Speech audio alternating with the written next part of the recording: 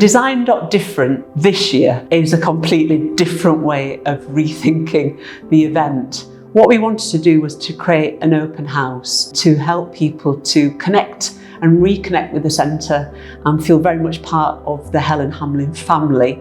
The history of inclusive design runs in parallel with that of the centre. So there are so many different points in our history where people have stepped in and out, and really our stories are all interlinked. We've got a lot of new staff joining the centre for the first time, and I can really see how bringing together other people who've worked in inclusive design for a long time has really expanded our network and expanded the conversations that we can have with people. We use the office space itself as a display space, and we have our research programs on aging and diversity, on health, on business impact, on social impact. We also have projects about neurodiversity. We have projects about internal RC engagement, and we have public toilets projects.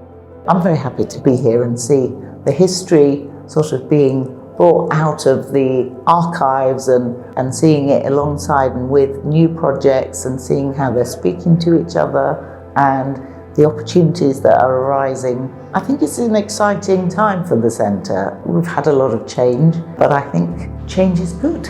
Looking back over the last 34 years and looking at the interest of the people who come in and looked at our projects, I'm beginning to think we've just started looking at the tip of the iceberg, even though we've come that far forward in the research that we've done, and there's so much more to do. I think today we sort of achieved our initial objective to have that interaction, and people seem to like this more than having seminar format.